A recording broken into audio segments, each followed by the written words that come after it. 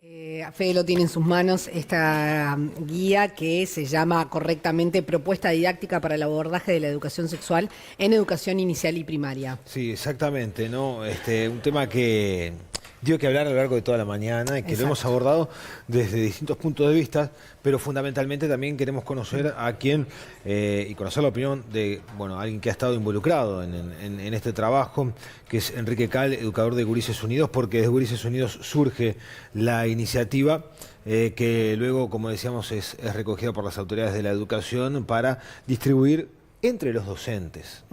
Es un aspecto también que me parece oportuno señalarlo. Sí. No es que este material llega a los estudiantes, a los niños, es para distribuir entre los docentes y en base a las propuestas que aquí se plantean, los docentes generen distintas actividades en el aula para, bueno, abordar el tema de la educación sexual con los más pequeños. Exactamente, bienvenido, Cal, ¿cómo le va? Buen día. Bueno, muy bien. ¿Le generó sorpresa toda la polémica instalada en torno a este manual? No, en realidad la sorpresa hubiera sido que no se hubiera generado polémica, como bien decía recién la psicóloga. Todo lo que tiene que ver con la sexualidad está teñido de un manto de prohibición, de tabú. Es una de las áreas de las dimensiones humanas que genera más polémica en el momento del abordaje y sobre todo en el abordaje, este cisma que hay entre el hogar y la escuela, una temática que estuvo ausente de los programas curriculares desde siempre y recién es muy reciente la incorporación, hace 10 años que forma parte del programa curricular de enseñanza primaria. Entonces, lo sorprendente hubiera sido que no se hubiera generado polémica. Me parece interesante que nos explique cómo se llega a la creación de este documento y que nos explique cómo va a ser el futuro de este documento, porque Fede señalaba que iba a ser entregado a los docentes y eso me parece importante, esa aclaración, que no llega a los niños. Esto. Exacto, sí, eso sobre todo mucha de la polémica que se ha generado tiene que ver con eso, con el material al que acceden los niños. Este no es un texto para niños, es una propuesta didáctica para los docentes. O sea, que no para los docentes o para educadores del ámbito no formal, incluso para padres, pero no para niños. No está pensado que el público objetivo del texto, de la publicación, no son los niños y adolescentes. Pero es material para los docentes para que enseñen a los niños. Entonces no está desvinculado absolutamente. No, por supuesto. Y ahí la apuesta, a ver, yo decía, de hace aproximadamente 10 años, la educación sexual integra el programa oficial de educación inicial y primaria. No había, o han habido algunas propuestas que no conforman desde el organismo una propuesta orientadora a docentes. Entonces, lo que Primaria hace en cooperación con UNFPA, la cooperación internacional, es un llamado a la sociedad civil. Las Gurises Unidos se presenta con una propuesta de elaboración de la guía y es quien termina siendo el responsable de la autoría de la guía. Con un equipo que integramos 3 personas, vale recordarlo, que la psicóloga Gabriela Bentancor y la maestra Patricia Tito. A partir de ahí, el proceso tiene que ver con una primera propuesta borrador que se pone a consideración de 2 colectivos bien importantes. Por un lado, los docentes, docentes que algunos de ellos, la mayoría de los que en una jornada de un día entero, 30 docentes estuvieron destripando la guía, ese borrador, que estaba ya con un formato bastante cercano al final, pero planteando cuáles eran las dudas, qué dinámicas veían como más plausibles de ser llevadas a cabo, otras que sugerían que se sacaran, docentes que han sido formados por el propio organismo a partir del programa de formación en servicio y otros docentes que se acercaban por primera vez a estas temáticas. Esa fue un primer público testigo, digamos. Y luego los propios inspectores del organismo que también en una jornada en la calle Asilo estuvimos durante toda una mañana, creo que fue, trabajando, modificando, sacando cosas, agregando, haciendo sugerencias para que la guía fuera realmente efectiva. ¿Cómo llega ahora a los docentes? Bueno, el propietario de la publicación es el Consejo de Educación Primaria, inicial y primaria. Y va a llegar a partir de los mecanismos internos que tiene primaria para distribuirlo, como cualquier libro de matemática, de historia, a las escuelas. ¿Escuchó a Sturla? ¿Al cardenal lo escuchó? No lo escuché, lo leí. Leyó cuando dice que no se vela por el derecho de los padres de educar a sus hijos, haciendo referencia al artículo 41 de la Constitución que establece el cuidado y la educación de los hijos para que estos alcancen su plena capacidad corporal, intelectual y social, es un deber y un derecho de los padres. ¿Entiende que aborda algún tema que hasta ahora era de resorte exclusivo de los padres?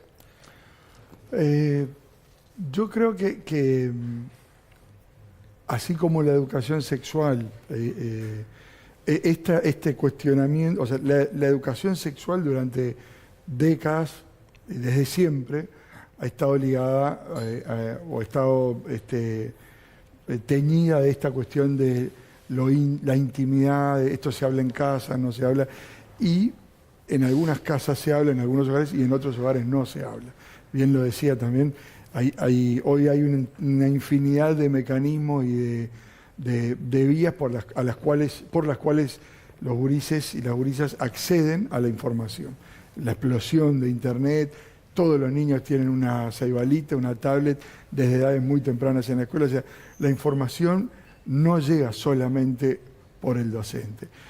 Yo creo que el peso que tiene esto, el contrapeso que tiene es ese, que históricamente fue un tema que no se hablaba en la escuela y se reservaba a la familia, y que hoy, a partir de este mandato que es el programa de educación inicial y primaria, el docente tiene que tener un algo para decir. Y la propuesta didáctica es eso, es una propuesta que el docente, a partir de su sapiencia, de su formación, de la valoración que haga del grupo que tiene, de las necesidades de información que los gurises le hayan planteado, del conocimiento de la familia, del contexto en que está, va a adecuar y a trasladar a sus estudiantes, a su clase, dependiendo del nivel de la edad que tienen los chiquilines, de la demanda que hayan hecho de información. Lo que sí no puede suceder es que no haya nada para decir, porque sería lo peor que puede haber. Eso, si sucede en cualquier otra de las áreas del conocimiento humano, estaríamos diciendo que la escuela está haciendo omisa.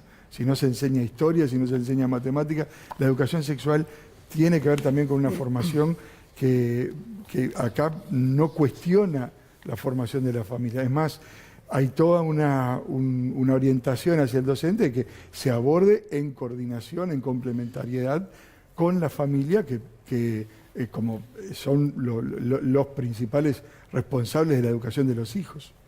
Tenemos algunos mensajes que han llegado a lo largo de la mañana también, a propósito de una entrevista que tuvimos más temprano con Esteban Valenti, que hizo referencia al texto. Por ejemplo, Rocío dice: recibí la guía y es excelente. Como madre y formadora para la sexualidad, trabajo con niños en una misma línea.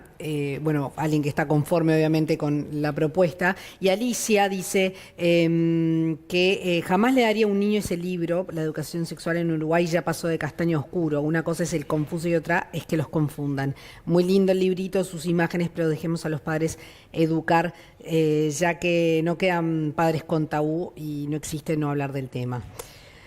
Genera polémica y posturas muy opuestas, ¿no? También la diputada Graciela Bianchi dijo que va a citar a las autoridades del CODICEN para que expliquen este libro. No sé si escuchó sus declaraciones.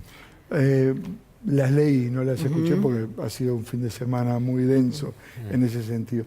Yo hago acuerdo, vuelvo a reiterar, está bien que no se lo den a los niños porque no es un libro para niños, es un libro para los docentes.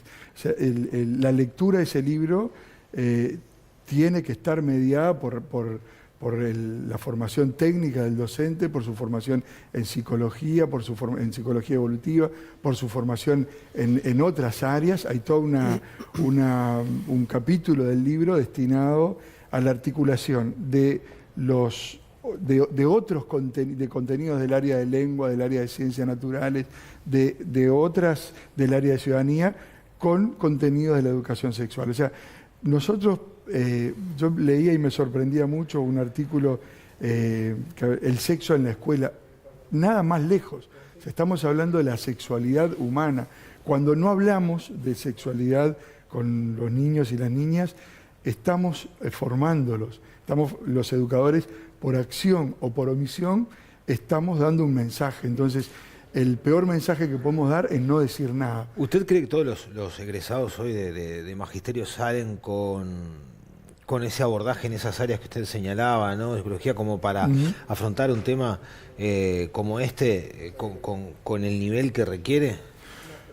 No, yo creo que cuando egresas de los institutos, yo soy profesor de educación física, egresé del ISEF. Cuando egresas sales con las herramientas necesarias para seguir formándote, para interpretar los textos, las características de los chicos que tienes a tu cargo, pero si dijéramos ya salimos con todo cerrado, no. De hecho, la educación sexual es un curso específico que es posterior a la formación de los docentes, que lo imparte el organismo de primaria, y a partir del programa de formación en servicio. O sea, no se agota, porque además cambia. El área de los conocimientos humanos cambian permanentemente, y lo que hoy es así, tal vez dentro de 20 años descubramos algunas cosas que nos sorprendería. Yo recuerdo cuando estudié biología, había 3 reinos y nada más, y ahora soy director de un liceo. Cuando entré a una clase de biología me sorprendo cuando los gurises manejan 5 reinos diferentes. Cambia la forma de entender la sociedad, cambia la forma en que leemos la historia.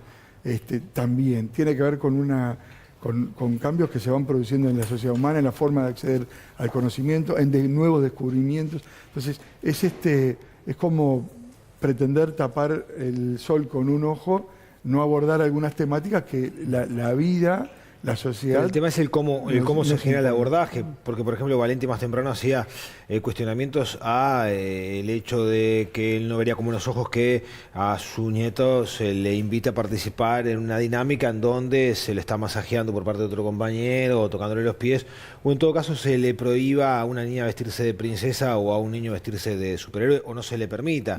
Entonces, eso en un trabajo muy, muy largo, tal vez esos aspectos son los que hacen más ruido, ¿no?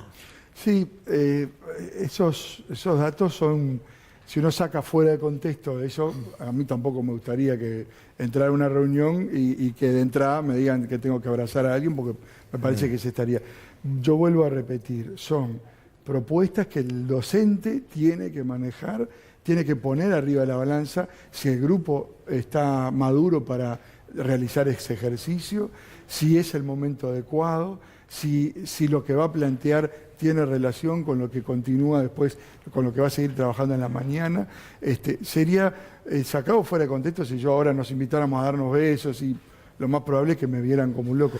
En el marco de un taller de formación, después de haber tenido de la intimidad y el vínculo que hay entre un docente que comparte 5 o 6 horas con su clase, se genera una... Lo que pasa es que también a veces se entiende a los padres y a los abuelos en este caso, ¿no? Porque el cuerpo de uno mismo es demasiado delicado como para que abrir la ventana para que alguien esté tocando el cuerpo, ¿no? Sí, claro. Es peligroso, y más en el mundo que estamos viviendo actualmente. Entonces, a priori es como que es el espacio vital del individuo. Quizás yo, madre, le diría, no, tu cuerpo es tuyo, nadie más te toca tu cuerpo. Y ese puede ser una lectura por otro lado, ¿no? Y es...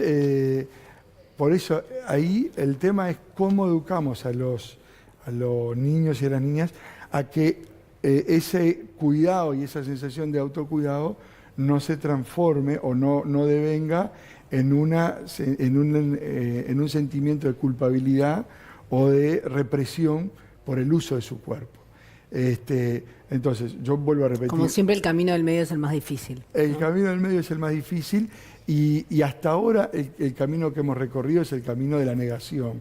Y por eso todo lo que tiene que ver con la educación sexual está teñido de esa cuestión de culpabilidad, de miedos, o de protección, porque no siempre es culpabilidad. No, por supuesto. Protección. Pero a veces también el no encontrar ese punto de encuentro entre el cuidado, el respeto y el uso adecuado hace que se produzcan estas asimetrías en la forma de percibir nuestro cuerpo y de percibir el cuerpo del otro. Porque yo un ejemplo muy claro en esto del cuerpo y el cuidado de los espacios. Yo me eduqué en mi infancia, en mi adolescencia, los amigos nos dábamos la mano. Y si nos dábamos un beso, era una señal rara, era un mensaje raro. Hoy por hoy es común que los varones se saluden con un beso. Cambió la sociedad, cambió la percepción del contacto con el otro, cambió la percepción de que los varones se den besos adelante de la gente en general, y eso tiene que ver con cambios que si no los procesamos adecuadamente podríamos estar generando como toda una cuestión de prejuicios y de cosas que por suerte ha cambiado. El tema está sobre la mesa, nosotros lo abordamos de distintos puntos de vista y era de orden tener la palabra de uno de los responsables de este trabajo como Enrique Cal, que junto a otro equipo, como bien lo señaló, de Gurises Unidos, estuvo desarrollando este trabajo que es distribuido entre los maestros y que a mí me parece algo interesante también. Está bien que los maestros lo analicen y encuentren herramientas válidas como para abordar el tema en las aulas. Está bien que cuando se hacen esas reuniones a principio de año, los maestros comenten a los padres la forma en que van a abordar el tema de la educación sexual y en todo caso qué tipo de herramientas de las que aquí están estarán desarrollando a lo largo de todo el año. Muchas gracias por su visita. Gracias a usted.